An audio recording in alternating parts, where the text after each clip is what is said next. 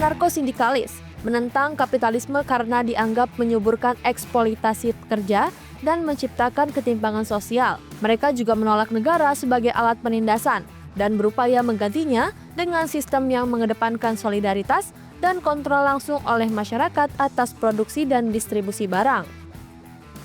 Kelompok anarko-sindikalis di Indonesia merupakan bagian dari gerakan internasional yang menolak kapitalisme dan negara sebagai struktur penindas. Mereka berfokus pada perjuangan buruh dan keadilan sosial melalui prinsip-prinsip seperti demokrasi langsung, kesetaraan, dan kerjasama sukarela. Menurut Dr. Sri Ariyanti Kristianingsih, psikolog Universitas Kristen Satya Wacana, anarko sekelompok orang yang memiliki gerakan menolak struktur pemerintahan lebih menyukai kebebasan tanpa campur tangan pemerintah. Anarko itu adalah sekelompok orang yang memang kemudian memiliki semacam gerakan begitu ya, yang menolak otoritas ataupun juga struktur kekuasaan yang ada. Jadi mereka itu lebih suka menekankan pada prinsip kebebasan, kemudian juga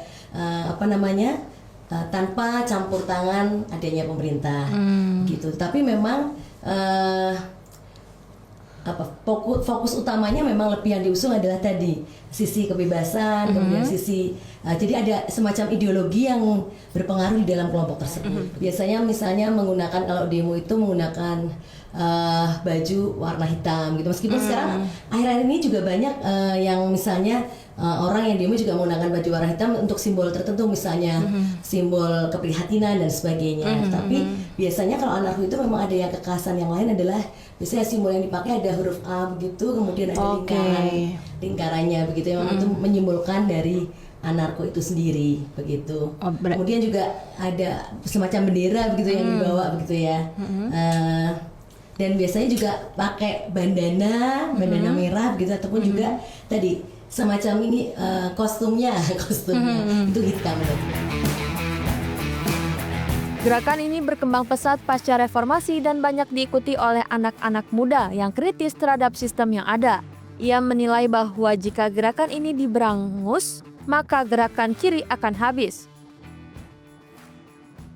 Tapi kalau kita mau lihat, hampir sebagian yang ada di Indonesia ya, yang saya gerakan yang katanya disusupi oleh gerakan yang anarko ini, memang kita lihat banyak yang akhirnya jadi sampai kekerasan.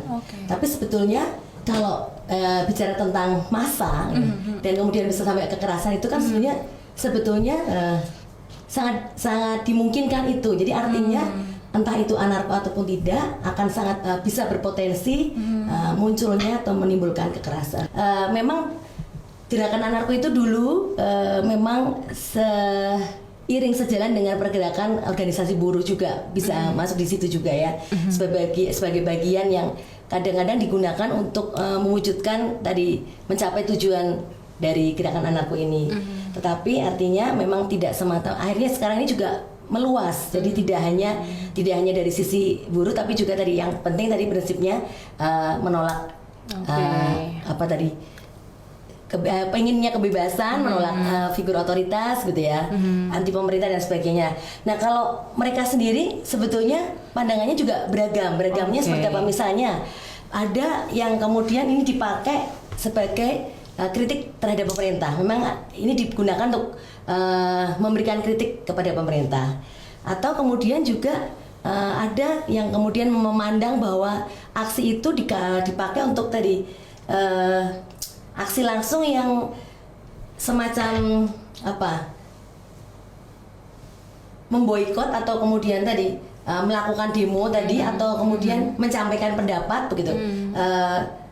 Tidak secara langsung maksudnya dalam arti kepada pihak-pihak yang tetapi dalam bentuk demonstrasi tadi itu juga banyak digunakan begitu. Dan biasanya memang mereka seringkali dalam tanda petik berpartisipasi dalam demo. Atau mungkin ya tadi ada beberapa demo yang kemudian akhirnya jadi disusupi begitu ya oleh gerakan anarko ini. Meskipun mendapat perhatian dari aparat keamanan, gerakan ini juga mendapatkan dukungan dari kalangan akademisi dan aktivis sosial yang melihatnya sebagai alternatif terhadap sistem yang ada.